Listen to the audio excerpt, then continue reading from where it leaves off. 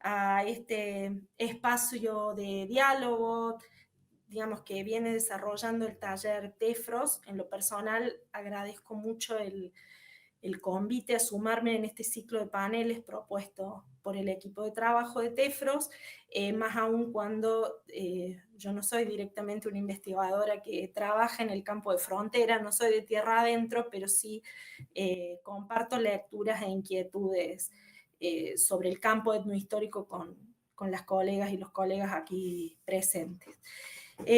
Bueno, en primer lugar, una cuestión práctica y técnica. Quería hacer dos comentarios para el público que nos acompaña. Que el chat está abierto para que dejen sus comentarios, sus consultas, sus preguntas a medida que se vayan dando las intervenciones de los colegas aquí presentes, de los panelistas, y por otro lado, que aquellos que necesiten la certificación, que por favor pongan su nombre y apellido para corroborar la asistencia. Bueno, lo que vamos a hacer es presentar, como dijo Ernesto, a este panel de lujo.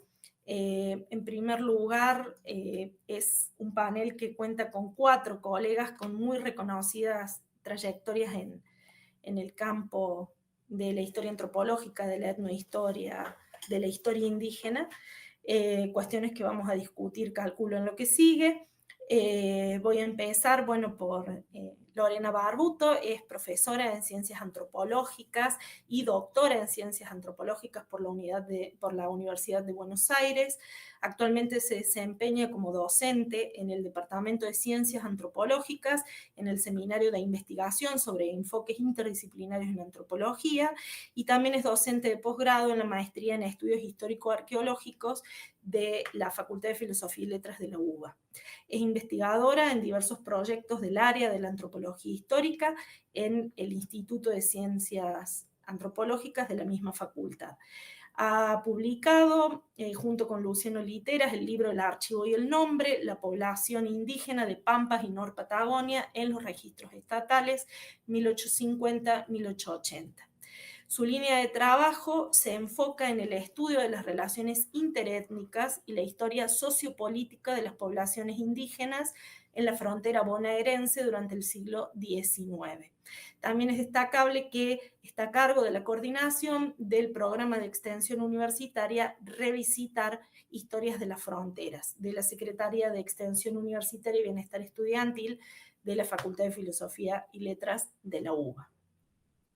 En segundo lugar, voy a presentar a Pilar Pérez, profesora y doctora en Historia por la UBA también, docente regular de la Universidad Nacional de Río Negro en las materias Historia Social General e Historia Social de la Patagonia, investigadora adjunta del CONICET, con lugar de trabajo en el Instituto de Investigaciones en Diversidad Cultural y Procesos de Cambio, con sede en Bariloche. En la actualidad dirige los proyectos Archivos y narrativas de la Nor Patagonia, producción, circulación y efectos de relatos constituyentes y subalternos, y el otro, Agencias Indígenas en Nor Patagonia, resistencias, articulaciones y organizaciones políticas, 1900-1983. Durante este año ha sido investigadora pasante del Centro de Estudios Avanzados sobre Genocidio de la Universidad del Sur de California, y desde el 2005 forma parte de la red de investigadores en genocidio y política indígena en la Argentina, así como desde el 2014 del Grupo de Investigación en Territorialidades, Alteridades y Agencia Colectiva en Nor Patagonia. Sus líneas de trabajo son el genocidio y la violencia contra pueblos originarios de Nor Patagonia, las fuerzas de seguridad y su rol en la producción del espacio social, el traspaso de la tierra pública a manos privadas en Río Negro y los archivos de la misma región. Andrés Aguirre, en tercer lugar, profesor en Historia y doctor en Antropología por la UBA, es docente del Departamento de Ciencias Sociales de la Universidad Nacional de Luján en las materias Historia Argentina 1 e Historia América 1, es director del área de Relaciones Interétnicas del Programa de Estudios Históricos y Antropológicos Americanos y codirector del proyecto de investigación denominado Fronteras en el Espacio Rioplatense, Pampa, Patagonia y la Banda Oriental entre los siglos XVII y XIX, radicados en el Departamento de Ciencias Sociales de la Universidad Nacional de Luján. Ha publicado las compilaciones Memorias y Olvidos en la historia argentina y latinoamericana y El espacio de la frontera sur entre los siglos XVIII y XIX, una agenda para compartir. Sus investigaciones dan cuenta del proceso de dominación española en la cuenca del Plata hasta el actual Río Grande do Sul en Brasil y las consecuentes disputas de los estados coloniales por el dominio de ese espacio, contribuyendo al conocimiento de las sociedades indígenas que habitaron esos territorios. Indago también sobre la configuración del espacio en la frontera sur de los imperios ibéricos en América, especialmente en la banda oriental y el Río Grande, en la segunda mitad del 18, buscando determinar si la región en estudio se configuró como un espacio de fronteras múltiples, en la que incidieron tanto las relaciones sociales entre los grupos étnicos como aquellas españolas portuguesas de conflicto o de convivencia. Finalmente, nos acompaña también Sebastián Aliotto, doctor en Historia por la Universidad Nacional del Sur, profesor adjunto en la misma casa de estudios e investigador adjunto del CONICET. Sus investigaciones se centran en la historia de las sociedades indígenas de las pampas rioplatenses, el norte de la Patagonia y la Araucanía, y de sus contactos complejos con las sociedades invasoras y los estados colonial y postcolonial entre los siglos XVI y XIX. Como resultado de ellas, ha publicado el libro Indios y Ganado en la Frontera, la Ruta del Río Negro, 1750-1830, que es resultado de su tesis doctoral, y varias compilaciones, entre ellas Malvinas, Hombres, Ganados y Tecnología Rural Criolla, siglos XVIII y XIX, otro, Devastación, Violencia Civilizada contra los Indios de las Llanuras del Plata y sur de Chile, siglos XVI a XIX, y Fronteras Permeables, Apropiación e Incorporación de Bienes, Tecnologías y Personas en la Frontera Sur. En el caso de los 4 panelistas, por su extensa trayectoria, no nos vamos a detener en la cantidad de artículos, publicaciones y demás intervenciones en el campo historiográfico, antropológico o etnohistoriográfico. Entonces, bueno, gracias por sumarse, bienvenidos, bienvenidas. Ahora les voy a contar un poco al público que nos acompaña cómo va a ser la dinámica de este panel. Quiero recuperar algunas palabras de Ernesto. Estamos en el último panel del ciclo 2024 que Tefros ha denominado La etnohistoria y sus desafíos, bibliografía, mapas y documentos. Y luego de 2 paneles anteriores, el primero sobre producción bibliográfica, el segundo específicamente sobre cartografía, este tercer panel tiene como foco, aunque no agota la discusión, y lleva como título Las fuentes para armar la historia indígena. Y en este sentido me toca invitar a los panelistas, pero también al público y interesados de la academia, a publicar en la tercera sección de la revista Tefros de la Universidad Nacional de Río Cuarto, en una sección específica que apunta a la publicación de documentos. Así como en el panel anterior se invitó y se contó que la revista contaba con la tapa, con el desarrollo, la presentación de un mapa y sus características, en este caso también vale recordar que la revista cuenta con una sección para la publicación de documentos inéditos acompañado por estudios preliminares que de alguna manera apuesta a la difusión de fuentes inéditas sobre temáticas de la frontera, pero en un sentido realmente muy amplio del concepto. Entonces, bueno, para no demorarnos más, la dinámica de este panel hemos acordado que va a ser la siguiente. Va a contar con 3 ejes de discusión para el desarrollo de los temas en los cuales van a participar los 4 panelistas. El primer eje apunta a tratar de dialogar sobre la pregunta qué diagnóstico pueden hacer sobre los avances en el campo de la historia indígena. En un segundo eje que apunta a dialogar sobre la pregunta cómo pensar los diálogos interdisciplinares, y finalmente una tercera pregunta o eje que a partir de las investigaciones de cada uno y cada una de las panelistas, nos proponemos reflexionar acerca de los problemas metodológicos asociados a fuentes y a archivos. Dicho esto y aclarando nuevamente que está abierto el chat para que se presenten, dejen su nombre y apellido para quienes necesiten asistencia, pero además porque estamos receptando preguntas y comentarios para hacerles al finalizar a los panelistas. Empezamos con el primer eje sobre el diagnóstico que se puede hacer acerca de los avances en el campo de la historia indígena. Y aquí lo voy a invitar a Sebastián Alioto a que comience. Muchas gracias. Bueno, muchas gracias Isabel y muchas gracias a Tefros por la invitación. Respecto del campo y sus avances, ustedes vieron, este campo de estudios es un campo que tiene sus décadas de desarrollo, pero si nosotros pensamos en las primeras décadas del siglo XX, encontramos una serie de autores que en muchos casos no son especialistas científicos, son escritores que se dedican también a otros temas. Los especialistas científicos universitarios son poquitos, y las perspectivas desde las que se escribe son perspectivas que en muchos casos están teñidas de un etnocentrismo importante. Este campo se renovó, la mayoría de ustedes lo sabrán, a partir de la década de 1980.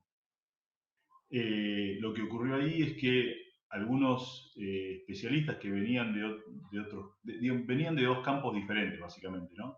Que son la historia, en el caso de Raúl Mandrini, que es uno de los fundadores, digamos, de esta renovación historiográfica, él se había dedicado a la historia antigua anteriormente, y de la antropología, especialmente de aquella disciplina de la ciencia antropológica que suele denominarse etnohistoria, ¿no?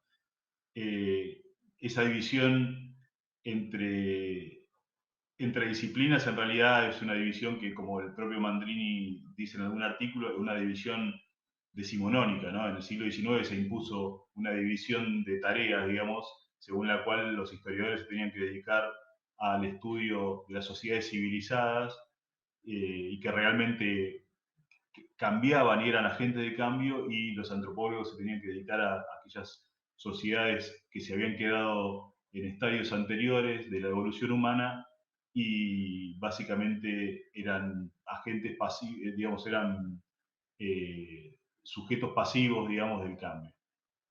Eso claramente no se sostenía en la segunda mitad del siglo XX, y entonces desde esos dos lugares, digamos, básicamente esos dos especies de padres refundadores del campo, que fueron Raúl Mandrini y Marta Bekis, redefinieron el campo desde el punto de vista teórico, desde las perspectivas, ¿no?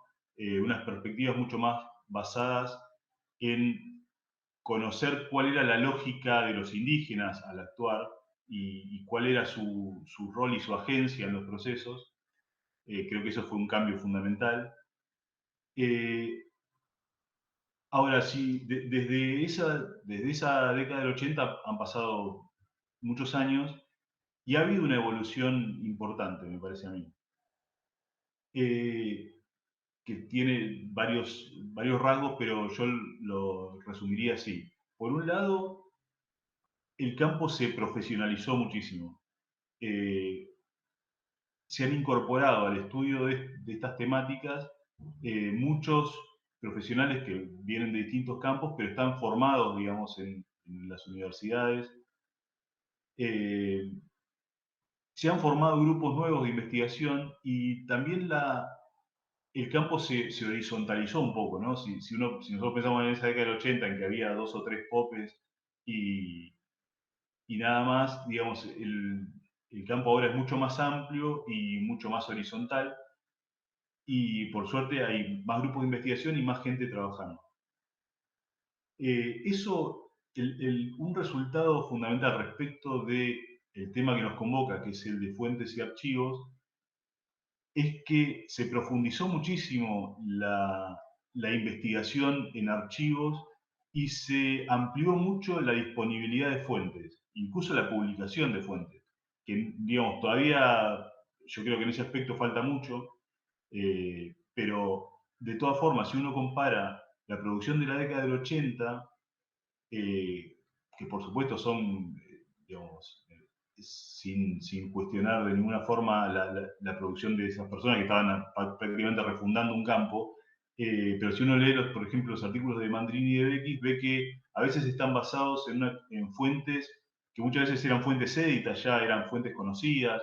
Básicamente hay una reinterpretación de fuentes ya conocidas, y lo que, lo que cambió fundamentalmente a partir de quizá de la década del 90 es que hubo mucho más trabajo de archivo, recopilación de fuentes nuevas, y a veces acompañado por la publicación de esas fuentes para que se hicieran conocidas, fuentes que en muchos casos estaban inéditas, ¿no? Nuestra historiografía, a diferencia de otras, por ejemplo, historiografías anglosajonas, no, pero también algunas vecinas, como Chile, por ejemplo, no ha tenido una gran tradición de publicar fuentes, que es algo que resulta muy útil para los investigadores, porque una fuente que está publicada es de acceso mucho más fácil para los investigadores de la propia generación y de la siguiente, ¿no? Y evita el esfuerzo de tener que ir a buscar, que cada investigador tenga que ir a buscar las fuentes cada vez al archivo y empezar cada vez de nuevo, ¿no? Pero bueno, en ese sentido creo que hemos avanzado bastante. Todavía falta mucho por hacer, sobre todo, digamos, en la indagación de fuentes nuevas, pero sobre todo en la publicación de fuentes que muchos de nosotros ya tenemos. Eh, hay casos en que esas fuentes están, por ejemplo, estoy mirando a Lorena Babuto, que han publicado una cantidad grande de fuentes, pero yo creo que tendría que ser una práctica habitual en todos nosotros, eh, porque esas cosas, más allá, digamos, a veces los estudios y las perspectivas envejecen, pero las fuentes no, las fuentes siguen estando, si uno hace una edición literal, que puede estar anotada o no, pero una edición literal de la fuente y la publica, esa fuente está disponible para todo el mundo y evita reduplicar esfuerzos. Bueno, yo creo que el campo está avanzando, los demás compañeros van a hablar sobre otros aspectos, así que no quiero pisarlos demasiado, pero yo resumiría entonces mi aporte en esto. El campo se ha ampliado mucho, hay mucha más gente trabajando, más grupos de investigación consolidados, que algunos llevan trabajando 1 o 2 décadas, 3 décadas, que es mucho tiempo. Y eso ha redundado en una mejora, creo que sustancial, en el conocimiento de los temas, y especialmente en la ampliación de las fuentes disponibles y de las fuentes que han sido transitadas, que en algunos casos eran inéditas y en algunos casos eran desconocidas directamente, ¿no? O no habían sido tratadas, por lo menos con el interés o con las perspectivas en que lo estamos haciendo ahora. Bueno, ese sería mi aporte para empezar. Muchas gracias.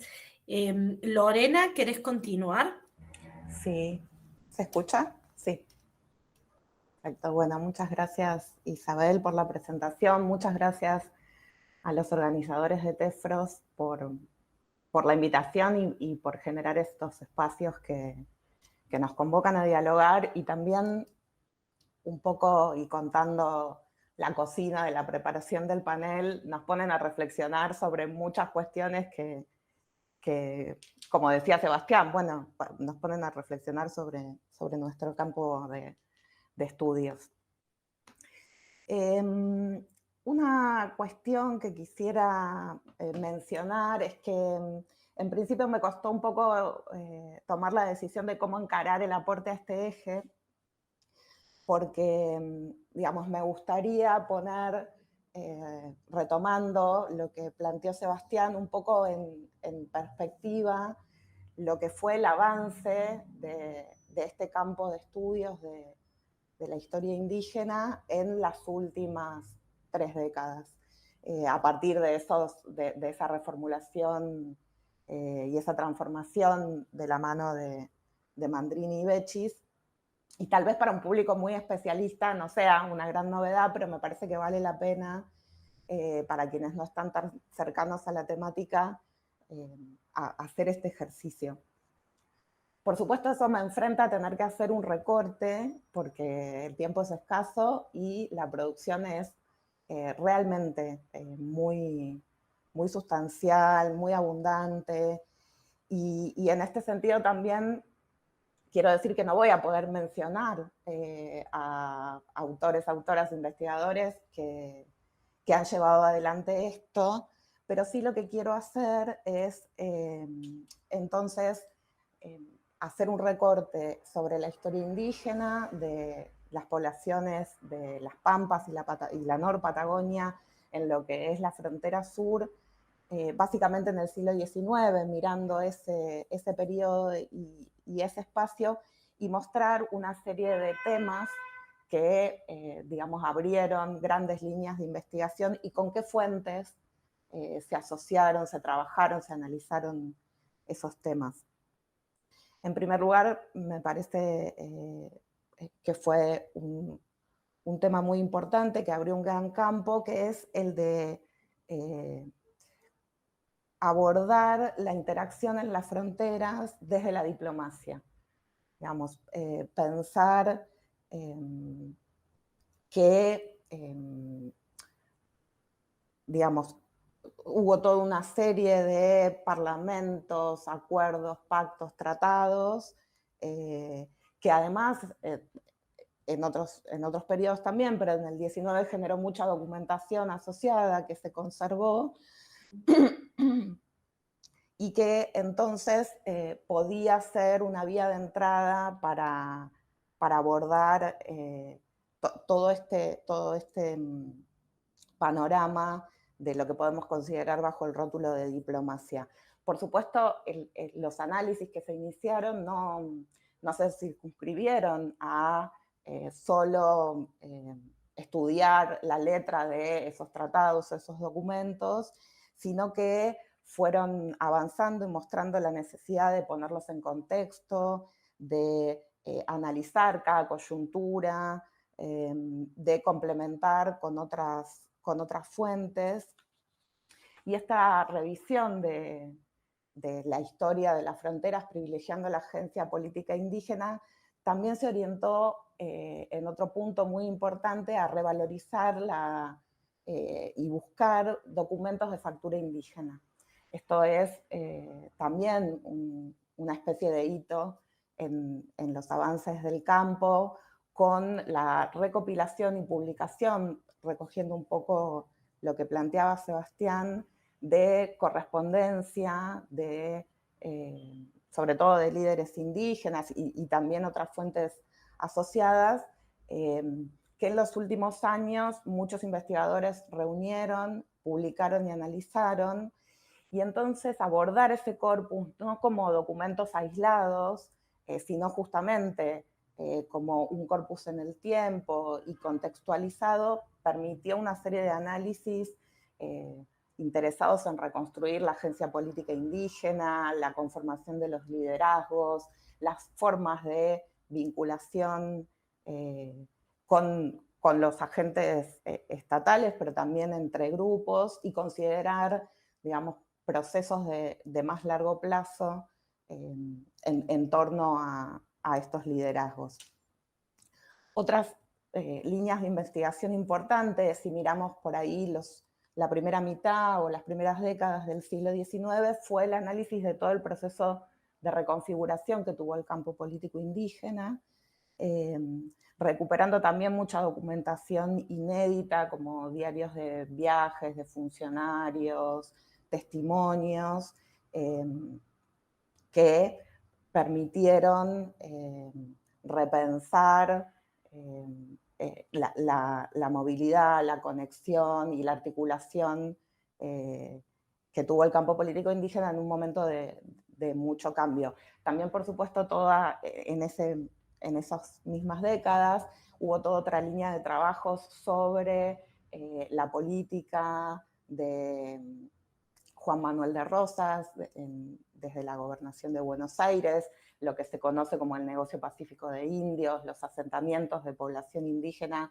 desde diferentes contextos, perdón, en la frontera bonaerense, que permitió también ver cómo mucho del origen de las localidades, de algunas localidades de la provincia de Buenos Aires, estuvo en estos asentamientos indígenas, y abordó también de manera novedosa fuentes como, por ejemplo, todo lo que tenía que ver con la documentación contable de gastos destinados a sostener esta política, o censos indígenas, etc. Menciono otra línea que me parece importante, y ya voy cerrando para no ocupar mucho tiempo. Hubo también toda una línea de trabajo relativa a cuestionar la imagen de la violencia unilateral en la frontera y la caracterización estereotipada de la conquista del desierto y los avances sobre territorios supuestamente vacíos de personas, y se inauguró entonces toda una línea que abordó prácticas de disciplinamiento, persecución, fragmentación de comunidades. Estas líneas de trabajo abordaron fuentes muy diversas, como por ejemplo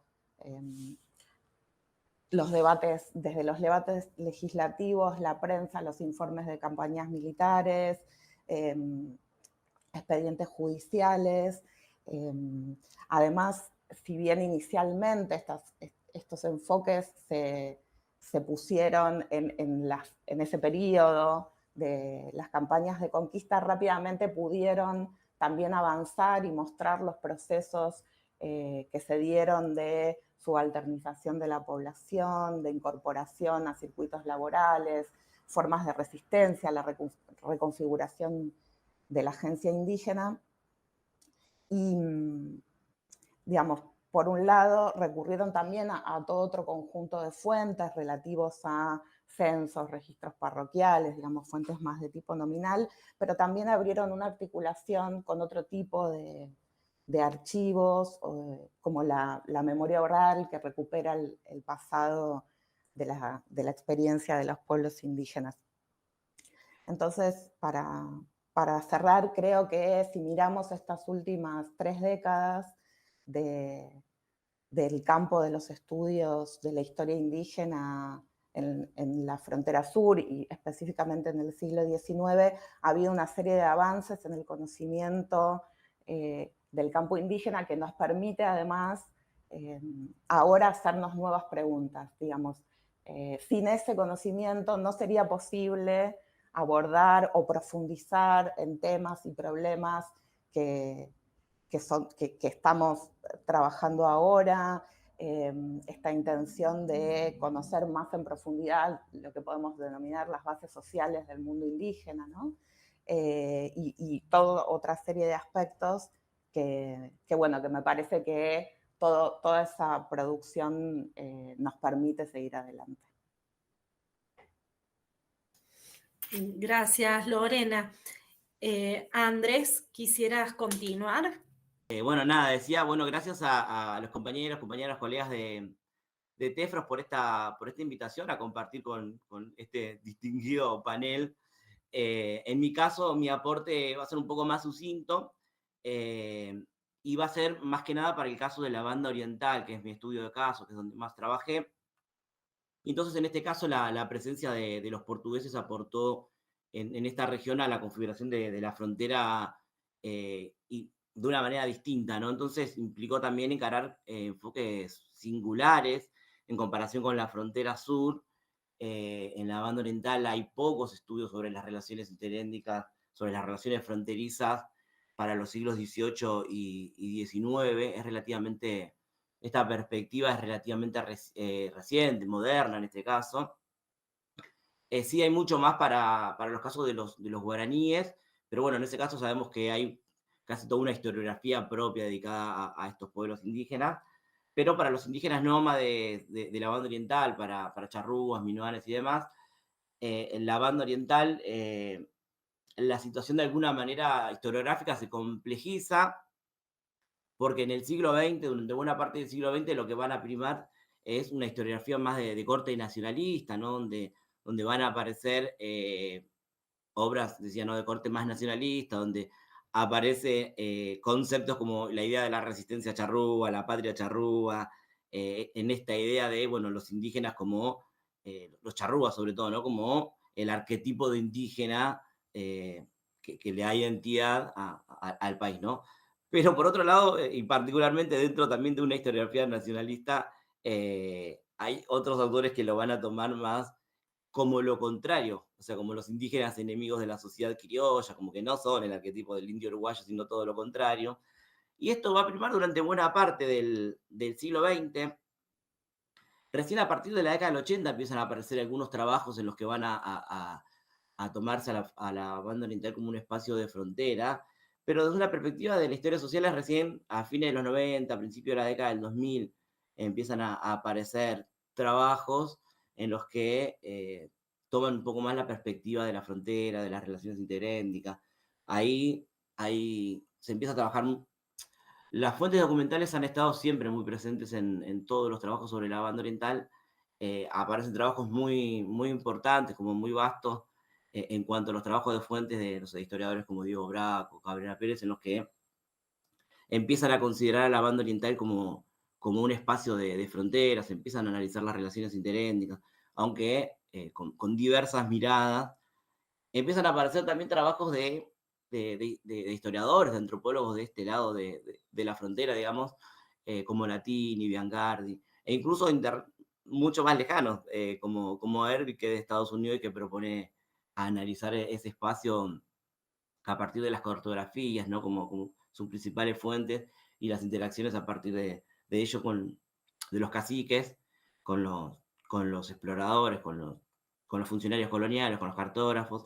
Y también la historiografía brasileña ha desarrollado un importante, en los últimos años también a partir de la década del 2000, hay un interesante desarrollo, aporte de los historiadores y antropólogos brasileños que también lo empiezan a trabajar desde la perspectiva de la frontera, entendiendo que, bueno, analizamos todo el espacio, ¿no? Desde Río Grande del Sur, la banda oriental, como un mismo espacio. Entonces, bueno, por eso también hay recientemente una interesante producción de los historiadores brasileños. En todos estos trabajos que mencioné se destaca, como decía, un abundante trabajo con las fuentes documentales, principalmente las crónicas, los informes de los funcionarios. La diferencia por ahí está en el enfoque, ¿no? En la interpretación que se ha hecho de estos documentos coloniales. Podríamos decir que, bueno, algunos documentos están publicados desde hace mucho tiempo, lo que podríamos decir que están con un poco trillados, si quiere, pero lo que ahí cambia es las preguntas que le hacemos a esa fuente, que yo decía, en la mayoría de los casos están publicadas. Después, en el último apartado, por ahí podemos charlar un poco más en profundidad de cómo abordarlas, ¿no? Pero un poco acá lo que va a cambiar entre aquellos historiadores uruguayos que publicaban muchas fuentes y hacían sus análisis y lo actual son los marcos teóricos y las preguntas que le hacemos de este presente, ¿no? Entonces, por ahí un poco el aporte iba en ese sentido, de pensar que, como decía hace un rato Sebastián, también se ha empezado a publicar mucho más. De hecho, hace poco se publicó, en la revista Tefro se viene publicando bastante de fuentes sobre ese tema. hay mucho más trabajo de archivos. Bueno, y una de las problemáticas que aparece también es que, como problemática también y como algo bueno, una de las problemáticas en la banda para estudiar la banda oriental y colonial es que están dispersas las fuentes para el periodo colonial en la banda oriental, y entonces es muy difícil ubicarlas en diferentes repositorios y demás. Pero por otro lado, lo bueno es que también hay mucho digitalizado. Esta nueva etapa nos permite eso, ¿no? Digamos que uno desde la computadora de la casa se puede hacer una indagación y puede encontrar muchas más fuentes que, no sé, hace 20, 30 años uno tenía que ir con el lápiz ¿no? a tomar la nota en el archivo. Ahora como que también hay muchas más facilidades en ese sentido. Así que bueno, nada, cortito, el aporte iba en ese sentido, pues en todo caso andaremos un poco más. Así que bueno, gracias. Muchas gracias a vos, Andrés. Y bueno, la escuchamos entonces a Pilar. ¿Qué otra reflexión podría hacer o diagnóstico sobre los avances en el campo de la historia indígena? Bueno, buenas tardes a todas, a todos. Gracias Isabel y gracias al equipo de Tefros que organizó este panel muy cuidadosamente. Es un lujo realmente. Sí, lo que quería aportar quizás a lo que están ya mencionando mis colegas, compañeros, es que este crecimiento, si se quiere, del campo académico vinculado a la historia indígena, también está dentro de un contexto de visibilización de los pueblos originarios, de crecimiento de la militancia y también de avance y de reconocimiento de derechos a nivel nacional, ¿no? Pienso sobre todo las legislaciones vinculadas a las leyes integrales de los indígenas en algunas provincias, o también al reconocimiento constitucional, que abren un debate social que fue tirando preguntas hacia el campo académico que no teníamos todavía respuestas, ¿no? Y que realmente nos obligaban a revisar lo que veníamos trabajando o pensando hasta ese momento. Y por supuesto también algunos casos emblemáticos, si se quiere, más recientes, vinculados a la violencia de Estado, como puede ser la desaparición de Santiago Maldonado o el asesinato de Rafael Nahuel, o bueno, digamos, todas las situaciones de violencia que hay recurrentemente, ¿no? Entonces, creo que en función de lo que el campo puede aportar y que viene aportando, es pensar las continuidades que se han ido dando. De alguna manera, romper esa frontera temporal que era la conquista del desierto y poder pensar la continuidad de una historia indígena a lo largo del siglo XX, siglo XXI, ¿no? Y ahí creo que es un espacio que está de a poco creciendo, y creciendo no solamente vinculado a la historia indígena per se, sino ligada o atravesada o en diálogo con otros campos de la historia nacional o de la historia regional. Sobre todo pienso, por ejemplo, en los casos que están vinculados a violencia de Estado, que nos ha tocado participar o formar parte de debates junto con quienes están investigando la última dictadura, que tuvieron que correr, digamos, sus propios parámetros de pensar la violencia de Estado a periodos y a grupos sociales que no tenían contemplados, ¿no? Y que desde la historia indígena se genera un cruce y una renovación de preguntas no solo hacia nuestro campo, sino también hacia estos otros campos, ¿no? Por otra parte, creo que en el último periodo hay una enorme divulgación de lo que es el conocimiento que se ha ido generando desde el campo académico a partir de documentales, de talleres, de charlas, de páginas web, bueno, es decir, de múltiples formas en las cuales el tema se ha ido instalando socialmente y que nos obligan también a pensar otros lenguajes, ¿no? Por ejemplo, cuando estamos, no sé, en diálogo con la producción de un documental, el nivel de detalle que se tiene que tener, que muchas veces es aquello marginal que en nuestras fuentes nunca incorporamos en la investigación, porque son datos que, si bien nosotros los conocemos porque estamos trabajando con ese material, no encajan dentro del lenguaje académico, y que estas nuevas formas de construcción de conocimiento también y de divulgación de lo que se hace exigen que podamos reponer, ¿no?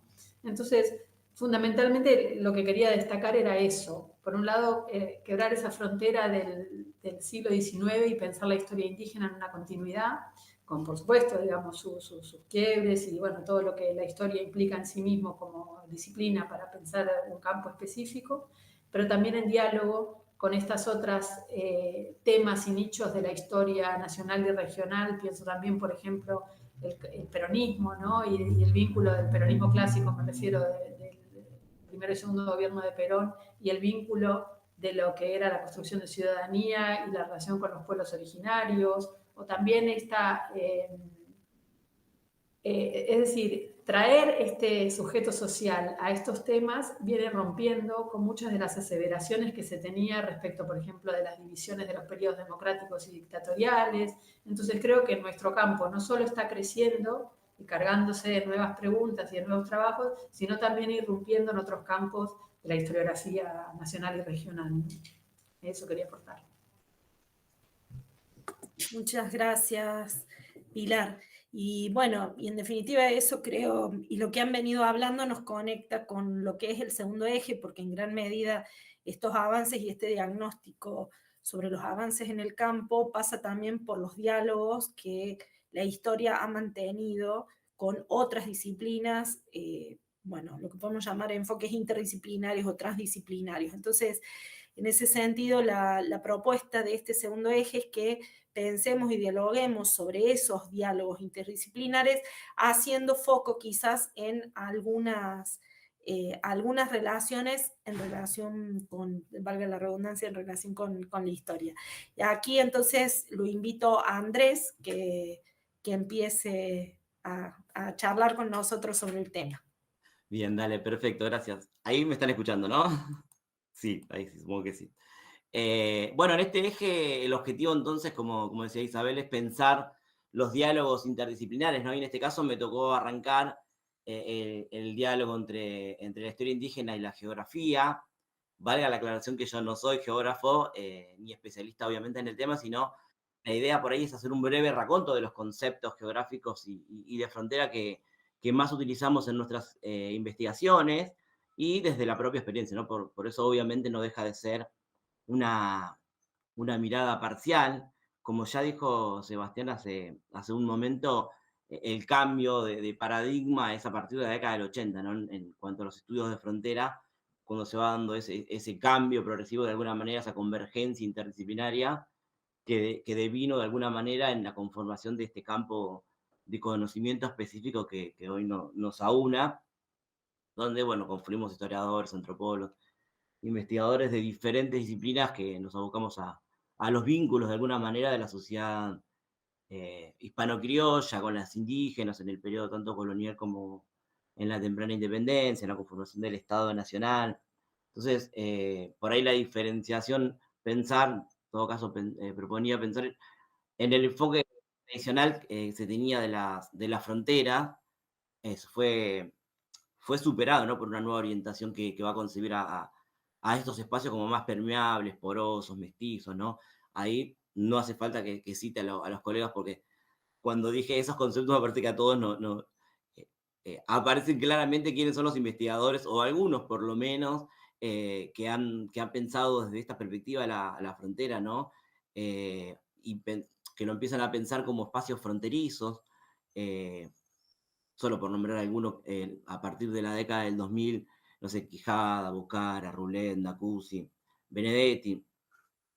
Eso desde nuestro campo de la disciplina, ¿no? Pero también desde la disciplina geográfica, también se han abocado al estudio de la frontera, y específicamente dentro de la geografía, lo que vamos a llamar la geografía humana, como que podemos distinguir dos posturas epistemológicas, ¿no? Una que la va a considerar la frontera como un espacio absoluto, y la otra que la va a describir como un espacio socialmente construido, ¿no? Que es en general de donde tomamos los aportes de esta postura, ¿no? Entonces, dentro de esta perspectiva, la geografía crítica, que va a entender a la frontera como un espacio socialmente construido y por ende como cambiante de acuerdo a los diferentes fenómenos, ya sean jurídicos, políticos, económicos, poblacionales y demás. Y entonces hay un poco, por lo menos como me pasó a mí en el proceso de pensar los espacios, de pensar los conceptos sobre todo,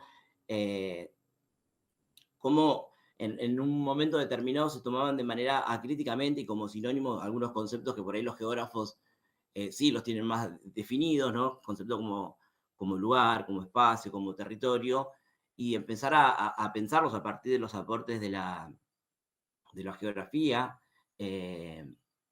bueno, como lo que realmente son y cómo nos aportan a nosotros a nuestras investigaciones, ¿no? Porque estos son a su vez, estos conceptos que decía de lugar, de espacio, de territorio, de región, son los que más utilizamos a su vez en nuestras investigaciones para analizar las relaciones fronterizas, las relaciones interétnicas.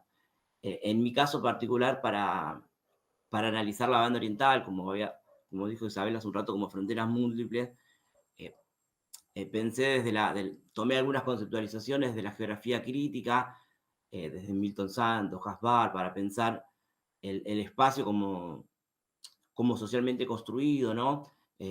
Lo mismo que el concepto de territorio, este geógrafo brasileño, Hasbar, que va a definir también al territorio como a partir de como una concepción como un híbrido, ¿no?, entre la sociedad y la naturaleza, y a partir de ahí también desarrolla, si bien él lo utiliza para analizar el Brasil contemporáneo, me parece que esos conceptos también nos aportan a nosotros, el concepto de territorialización que él va a desarrollar también nos va a aportar para analizar, en nuestros casos, estudiamos la interacción de diferentes actores sociales, ¿no? Quienes estudiamos las fronteras,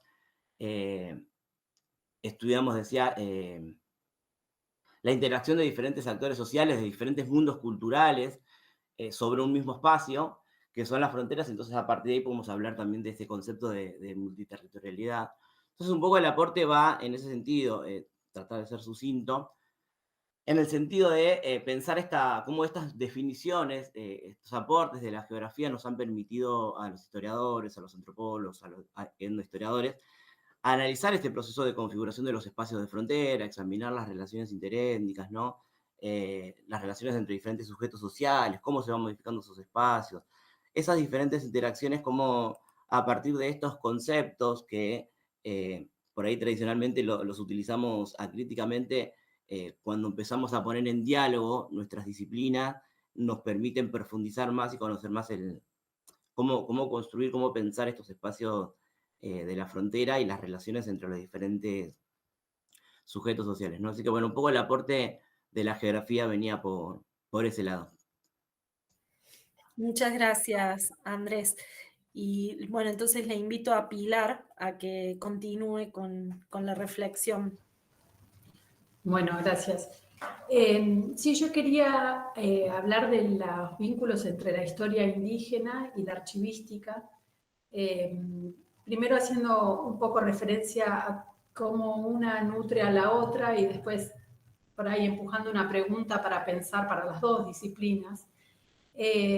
Sobre todo porque creo que desde la historia indígena, como bien mencionaron en el comienzo Sebastián y Lorena, hay muchísima producción y reflexión en torno a esta búsqueda que tenemos del sujeto indígena en fuentes que sabemos que es parte de una relación de poder en donde el indígena es un sujeto subalterno y muchas veces no es tan fácilmente hallable en la documentación, y si aparece, sabemos que aparece mediado, que aparece en una lengua que no es la propia, en donde es, digamos, interceden las capacidades sesgadas que puede tener el Estado colonial, republicano, provincial, nacional, de ver a ese otro y de identificar cómo es su organización política, militar, social, etc.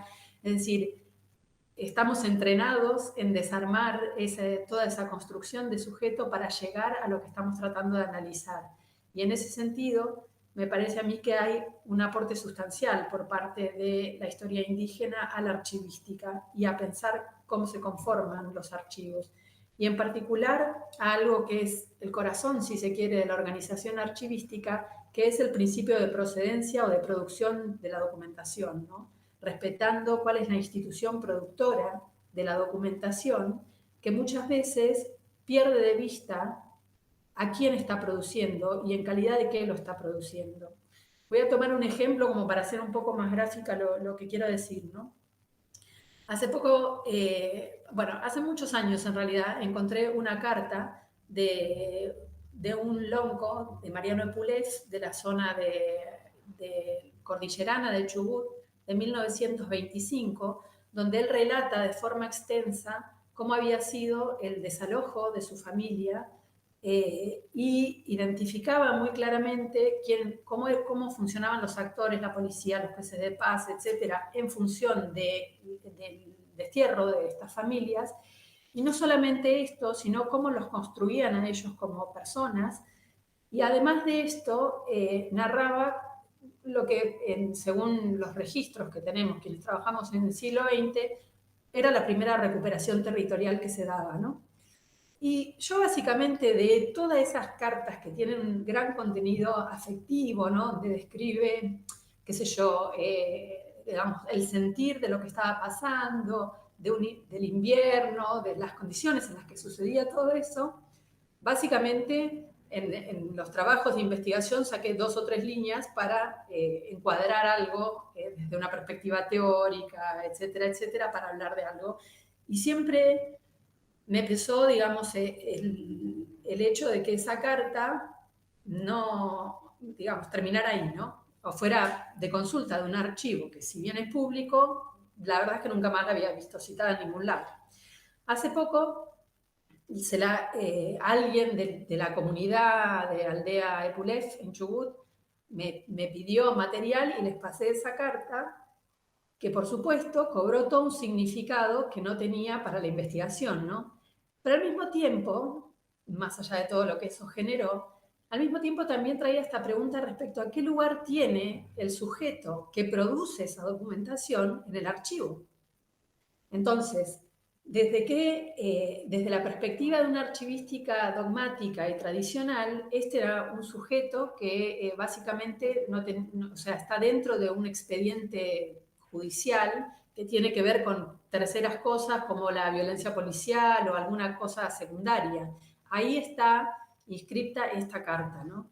Entonces, ese principio de producción que tiene de esta forma jerarquizada la documentación, en cierta forma oculta esa información y no permite ver que en ese expediente no hay un único productor. No es el Estado que está recibiendo el papelito, el productor de esa documentación, sino también hay un sujeto que está escribiendo, aparte de puño y letra, toda una situación. Entonces, ese principio de procedencia, por lo menos, debería ser relativizado, contemplado desde un aspecto de la coproducción de la documentación o desde una producción social de esa documentación, con lo cual cambiaría bastante los parámetros con los cuales se construyen los archivos en general, ¿no? Y a la inversa, si pensamos el aporte que la archivística le hace a la historia, y a la historia indígena en particular, yo creo que hay una crítica que es la que apunta al extractivismo del archivo, es decir, a encontrar la fuente que venga con su información a complementar o a decir algo, y que se quite de esa fuente lo que es la lógica de producción de esa documentación, ¿no? Es decir, la archivística hace mucho hincapié en poder reponer la constitución de ese archivo, teniendo en cuenta las lógicas de las instituciones, las lógicas de producción del momento, etcétera, etcétera.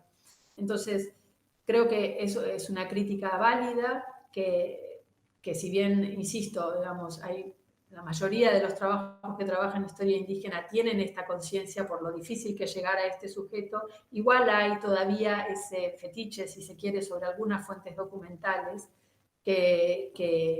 a lo cual apunta, digamos, esta crítica del extractivismo de archivo.